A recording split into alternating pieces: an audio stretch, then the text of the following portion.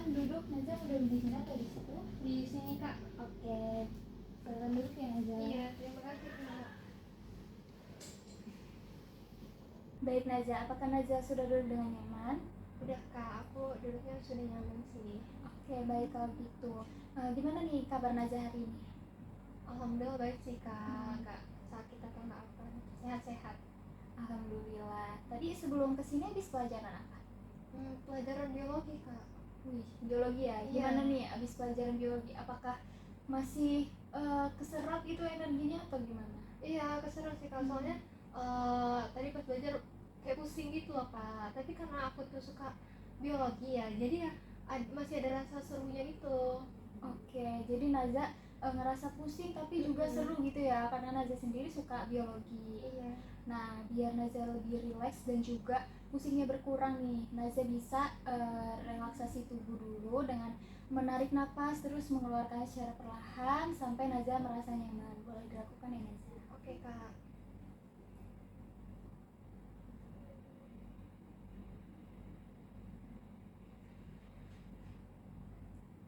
Udah Kak. Oke, Naza udah ngerasa lebih rileks dan nyaman dari sebelumnya?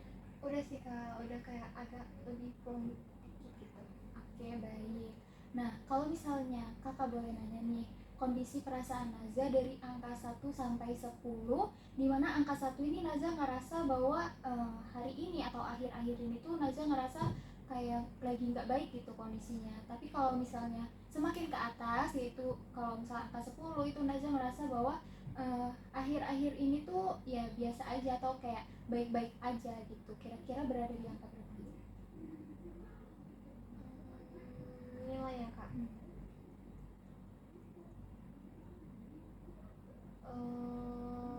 Di angka 5 sih Kak. Oke, angka 5. Kenapa nih Naza memilih angka 5 untuk mendeskripsikan perasaan Naza? Karena tuh yang aku rasain akhir-akhir ini gak ada yang terlalu ngebuat aku seneng banget gitu, dan gak ada yang ngebuat aku terlalu sedih gitu. Jadi tengah-tengah itu sih Kak. Oke, seperti yang Naza katakan tadi bahwa kayak di tengah-tengah terus kayak flat aja gitu ya, nggak ada yang bikin sedih juga nggak ada yang terlalu bikin senang gitu ya Naza. Iya. Baik, oke kakak mau nanya lagi. Ini pertama kali Naza ikut sesi konseling atau sebelumnya Naza pernah ikut sesi konseling? Ini baru pertama kali sih Kak aku ngikutin sesi konseling gitu. Oke, nah gimana nih waktu pertama kali Naza masuk ke ruang konseling ini? Perasaan sejujurnya sih ya Kak, karena baru pertama juga kan, pas menuju ke sini terus mau masuk ruangan sesi konseling ini kayak ngerasa ada takutnya, terus gugup juga gitu, karena ternyata di ruangan konseling ini ya isinya cuma 2 orang gitu kan, kayak lebih personal gitu. Jadi ya masih ngerasa gugup sama takut itu sih Kak. Baik, jadi Naza ngerasa agak gugup ya karena Iya. baru pertama kali. Nah, kakak mewajarkan banget kalau misalnya Naza agak gugup gitu karena juga baru pertama kali ikut sesi konseling. Nah, kalau misalnya Naza ikut sesi konseling ini atas paksaan dari orang lain atau keinginan Naza sendiri? Dari keinginan aku sendiri sih Kak, soalnya kan aku udah merasakan beberapa dampak gitu ya, dan aku ingin cari gimana sih dari permasalahan yang aku rasain ini, dan aku juga pengen ngobrol gitu, nyobain juga sesi konseling ini. Baik, kakak sangat mengapresiasi banget walaupun Naza ngerasa gugup tapi Naza kesini atas keinginan Naza sendiri, Iya. bukan paksaan orang lain. Oke, jadi sebelum kita mulai ke sesi konselingnya, kita berdoa dulu menurut agama dan kepercayaan masing-masing agar sesi konseling hari ini tuh bisa berjalan dengan baik dan juga bisa bermanfaat buat Naza. Kita berdoa dulu ya Naza. Iya. Dimulai.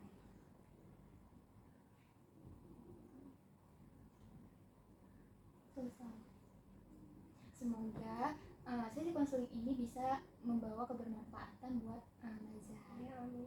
Baik, jadi karena ini pertama kali Naza ikut sesi konseling, kakak mau menjelaskan nih tujuan dari konseling kita hari ini. Nah, tujuan kita konseling hari ini tuh untuk mengungkapkan perasaan Naza, perasaan kayak atau pengalaman waktu di sekolah, di rumah maupun di lingkungan sekitar gitu. Jadi kalau misalnya Naza mempunyai permasalahan juga, kita di sini akan mencari solusi atas permasalahan Naza tersebut. Nah, di sini juga Naza nggak perlu khawatir karena di sini kakak memegang 3 asas dan juga 3 asas ini harus Naza ketahui juga. Jadi yang pertama itu ada asas kerahasiaan di mana Naza ini di mana pada konseling hari ini tuh Naza bisa bercerita apapun, memberi informasi apapun, dan kakak nggak akan menyebarluaskan kepada orang lain atau pihak lain tanpa persetujuan dari Naza. Lalu yang kedua ada asas keterbukaan di mana Naza ini jujur dan juga terbuka nih dalam menyampaikan informasi atau pengalaman yang Naza alami gitu. Jadi kalau misalnya Naza melakukan asas keterbukaan ini, kita bisa melihat permasalahan dan juga bisa menemukan solusi atas permasalahan Naza dengan baik gitu. Lalu yang ketiga ada asas kesukarelaan di mana Naza tadi bilang kalau Naza kesini atas kemauan sendiri bukan atas paksaan orang lain ya. Jadi Naza udah melakukan namanya asas kesukarelaan. Terus itu sih apa namanya 3 asas yang harus Naza ketahui gitu. Dan juga Naza nggak perlu takut kalau misalnya nanti kakak kan menyebarluaskan ke orang lain gitu. Jadi ini hanya kakak dan juga Naza yang tahu gitu. Nah, dari informasi yang kakak sampaikan mengenai tujuan konseling kita hari ini, apakah Naza sudah paham atau ada hal yang perlu Naza tanyakan? Boleh ditanyakan. Sejauh ini dari apa yang kakak jelasin dari awal hingga barusan ini udah cukup jelas sih kak di aku, dan aku juga ngerasa udah aman gitu, karena kan kakak bilang ada asas kerahasiaan itu ya kak, berarti kalau aku cerita juga bakal dijaga gitu kerahasiaannya. Iya Naza, bener banget. Jadi Naza udah tahu nih ya tujuan dari konseling kita hari ini. Oke, terus kakak juga mau ngingetin bahwa sesi kita ini berjalan sekitar 30-45 menit. Jadi kita udah ngobrol lumayan nih ya. Nah, itu juga udah dihitung. Terus nanti ini waktunya masih cukup panjang ya buat Naza bisa bercerita ke kakak. Nah, nanti waktu 5 menit terakhir kakak akan memberitahu Naza dan kita akan segera mengakhiri konseling dan kita juga akan menyimpulkan nih apa yang Naza dapatkan dari sesi konseling hari ini. Oke kak. Oke, baik, kalau Naza udah paham, apakah Naza udah siap nih melakukan sesi konseling sekarang? Insya Allah aku udah siap kak. Baik Naza, kalau begitu kakak ingin tahu lebih lanjut nih, apa alasan Naza untuk datang ke konseling? Apakah ada yang ingin Naza ceritakan atau diskusikan bersama kakak?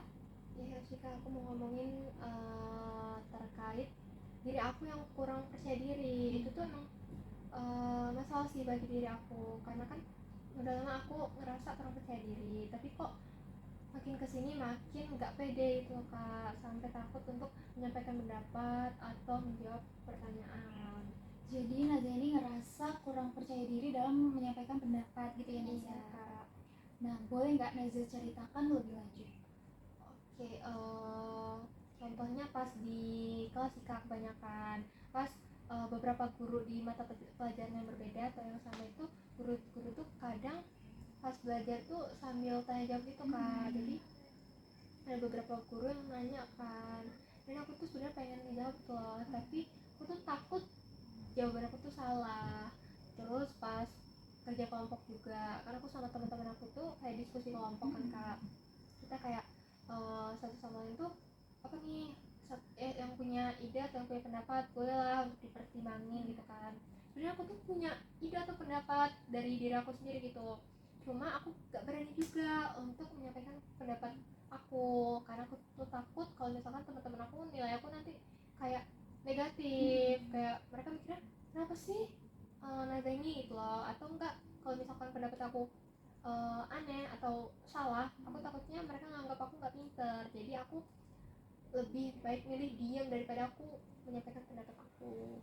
Baik, dari yang kakak dengar tadi bahwa Naza ini sebenarnya punya pengetahuan atau kemampuan untuk menyatakan pendapat gitu ya, tapi Naza ini malah memilih diam dan juga lebih kayak memikirkan kemungkinan-kemungkinan negatifnya daripada kemungkinan positifnya. Iya kak, kayak gitu sih. Oke, nah lalu sejak kapan Naja ini merasa hal seperti ini gitu?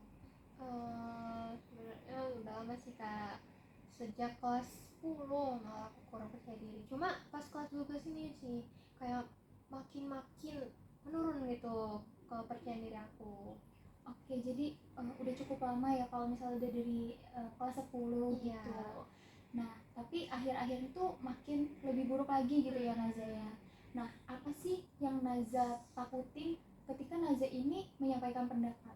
Yang aku takutin ya kak, ya itu sih kayak penilaian negatif dari orang lain, dari teman-teman juga gitu.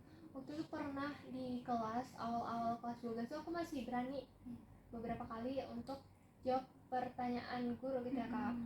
Waktu itu ada guru yang nanya terus aku jawab, jawaban aku ini kurang tepat gitu, terus kok teman-teman malah ngetawain jawaban aku gitu. Jadi itu aku kayak ngerasa malu. Nah sejak saat itu aku ngerasa takut untuk menyampaikan pendapat, dan juga itu yang membuat aku tuh lebih milih diam gitu, daripada aku menyampaikan pendapat nanti pendapatku salah, mereka malah ngatain aku lagi atau mikir yang gimana gitu.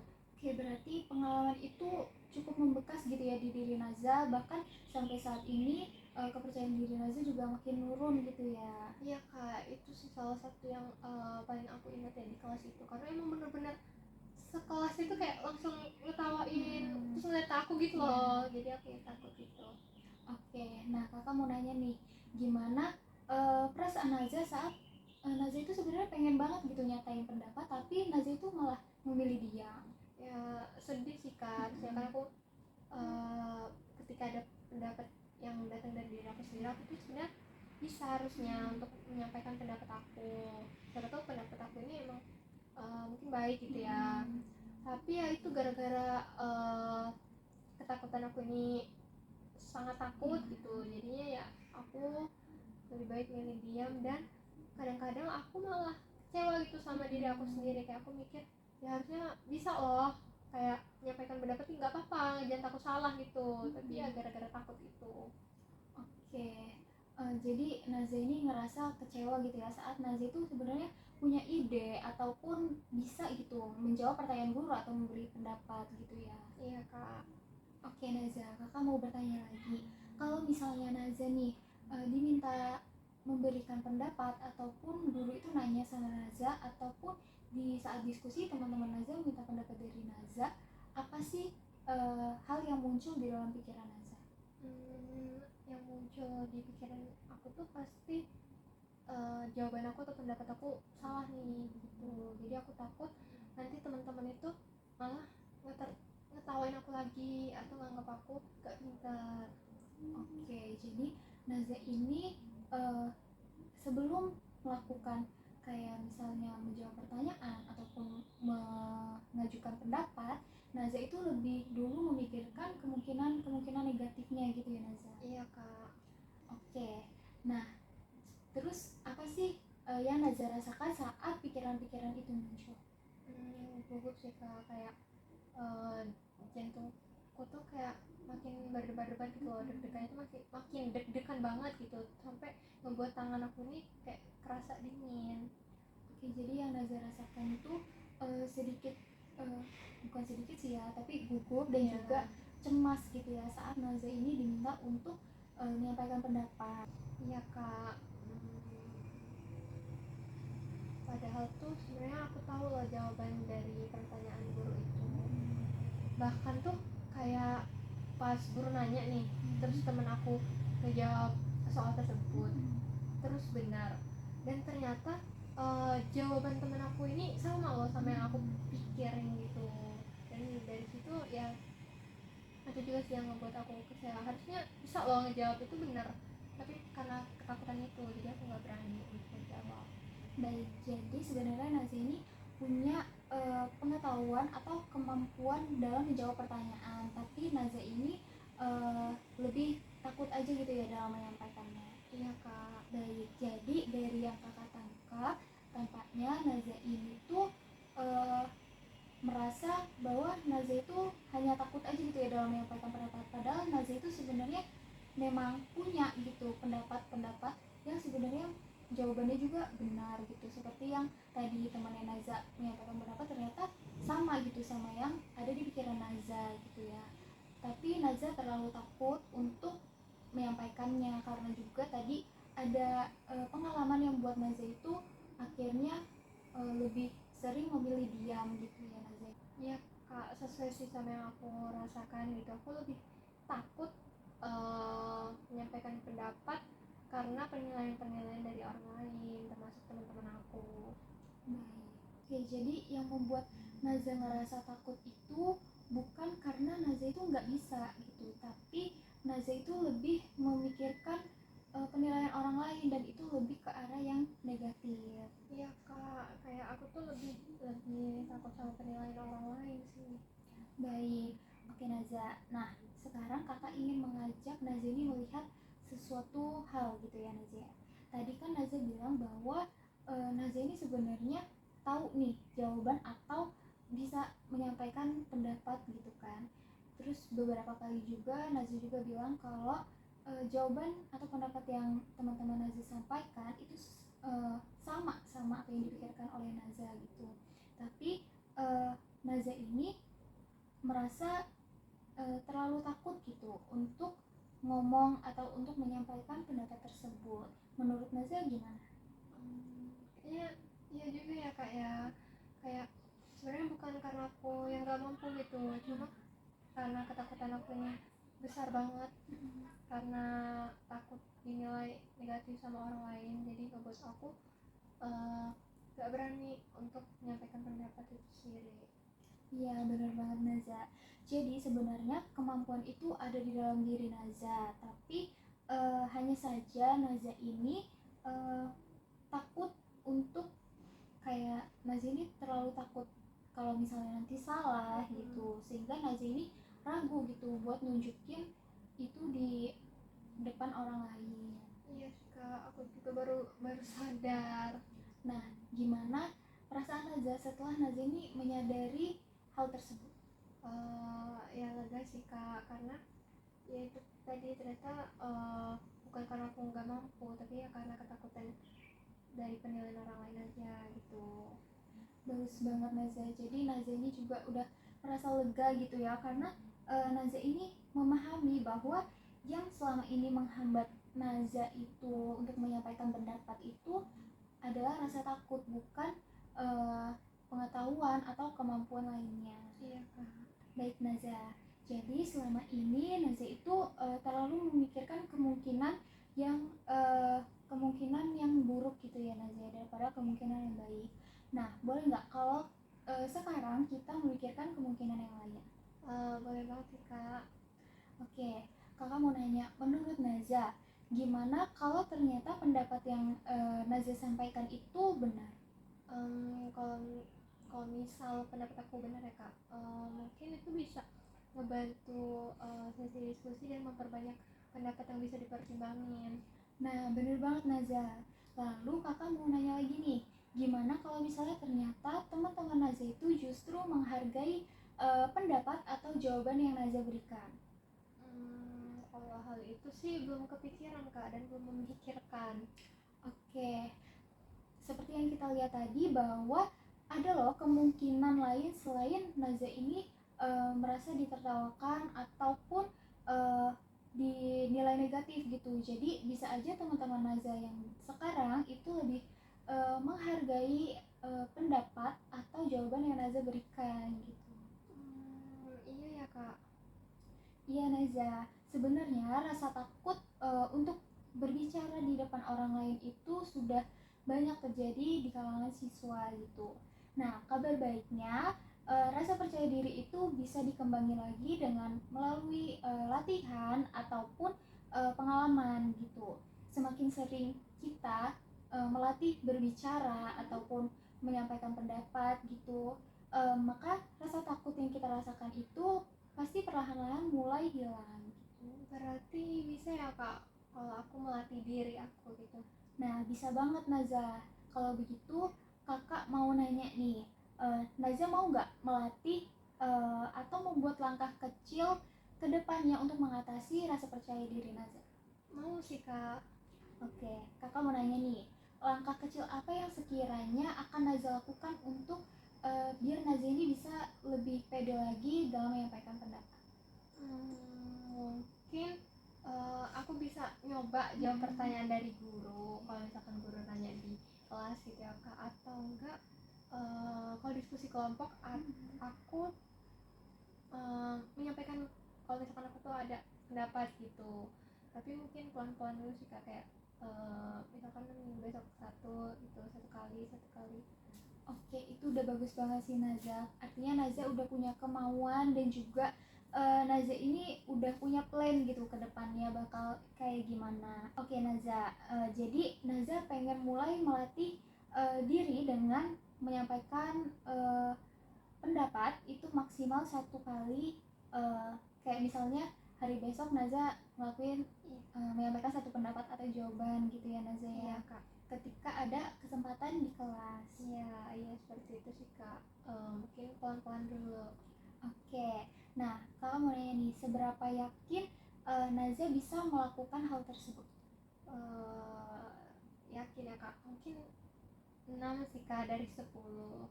Wah, itu udah bagus banget gitu, karena yang Naza rencanain juga itu sangat realistis gitu Naza. Nah, apa yang bisa membuat Naza itu menjadi lebih yakin untuk melakukan hal tersebut? Yang membuat aku jadi lebih yakin tuh karena setiap orang kalau misalkan jawab soal atau berpendapat kan pasti ada salahnya juga kan ya kak. Mungkin itu sih kak, kan itu juga hal yang wajar.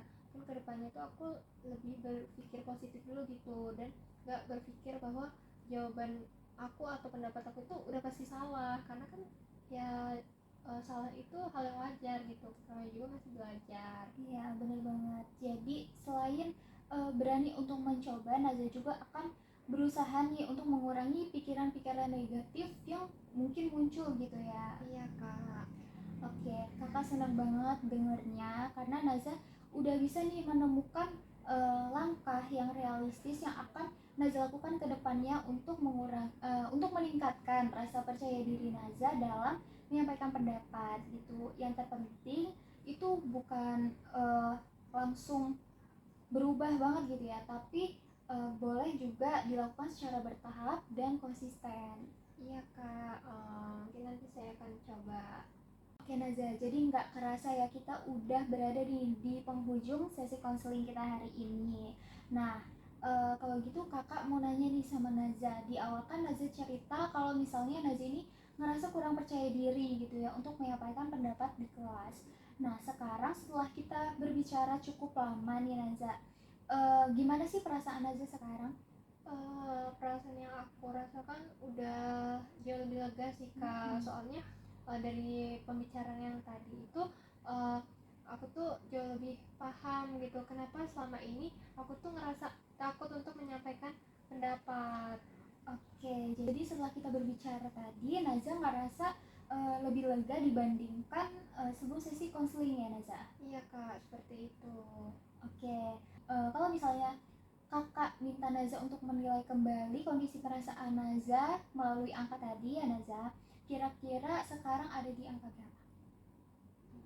Karena aku udah jauh lebih lega sih ya kak dari banyak yang aku dapatkan, di angka 8. Wah, di angka 8 berarti naik 3 tingkat ya. Iya. Yang tadinya 5 sekarang 8. Nah, kenapa Naza memilih angka 8? Karena aku udah ngerasa lebih lega itu sih kak. Terus aku juga kan udah jadi tahu kalau sebenarnya masalah aku tuh bukan karena aku yang nggak mampu, tapi emang uh, karena aku tuh terlalu takut sama penilaian orang lain. Terus sekarang juga aku udah ngerasa lebih tenang sih. Jadi Naza udah ngerasa lebih tenang karena Naza udah memahami apa sih yang menjadi penyebab permasalahan Naza tersebut yang Naza alami selama ini gitu. Iya kak. Oke, karena sekarang waktunya kurang lebih 5 menit lagi gitu ya Naza. Boleh nggak kakak minta Naza buat merangkum apa aja sih yang Naza dapatkan atau pelajari dari sesi konseling hari ini? Oke, jadi yang aku dapatkan dari sesi konseling dan pembicaraan yang sudah dibicarakan tadi itu sebenarnya banyak sih kak. Karena yang tadi aku nggak tahu, aku jadi tahu juga kan dari sesi konseling ini. Terus aku juga jauh lebih paham karena selama ini aku terlalu fokus sama kemungkinan buruk yang padahal itu belum tentu terjadi gitu, seperti takut salah, terus takut diketawain teman-teman, terus takut dianggap negatif juga sama teman-teman, padahal ya itu belum tentu terjadi gitu loh. Itu tuh kayak cuma pikiran-pikiran aku aja gitu. Terus aku juga jadi sadar kalau sebenarnya aku tuh punya kemampuan dan pendapat yang sebenarnya bisa disampaikan. Oke, bagus banget Naza. Jadi Naza udah memahami nih ya bahwa selama ini yang menghambat Naza itu bukan karena ketidakmampuan Naza dalam menjawab pertanyaan ataupun memberikan pendapat gitu ya, tapi rasa takut terhadap penilaian orang lain terhadap diri Naza. Iya kak. Oke, lalu untuk langkah kecil yang akan Naza lakukan setelah sesi konseling?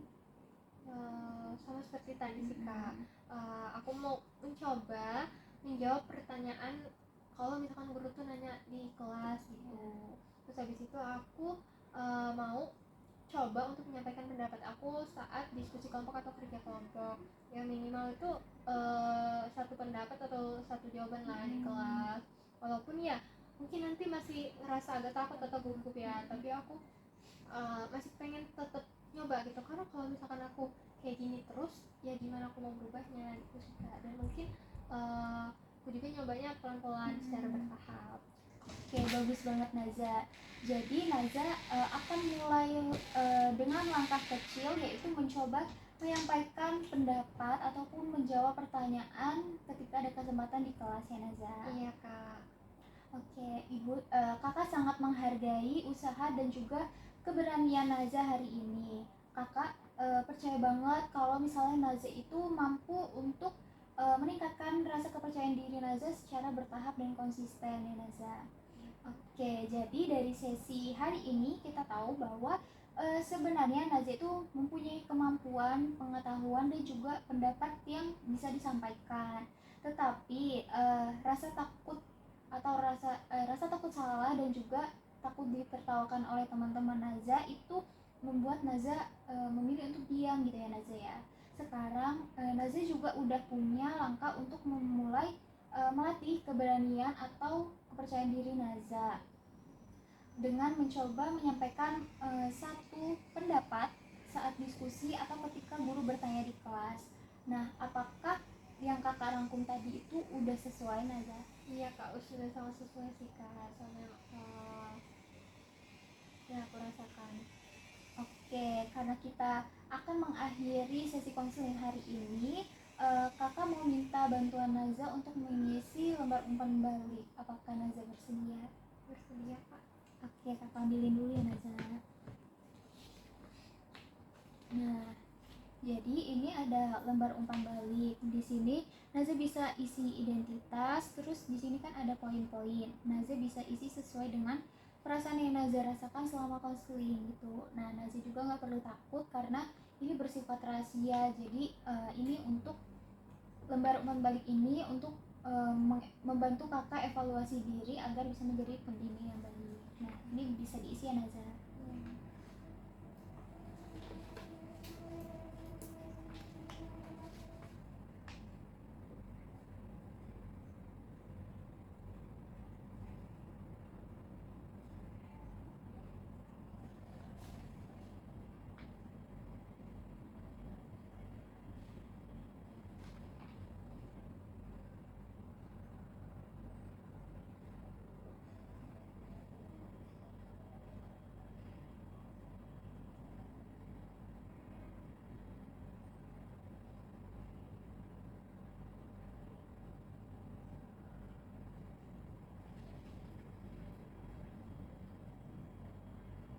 Udah kak. Oke, udah. Terima kasih ya Naza. Iya kak.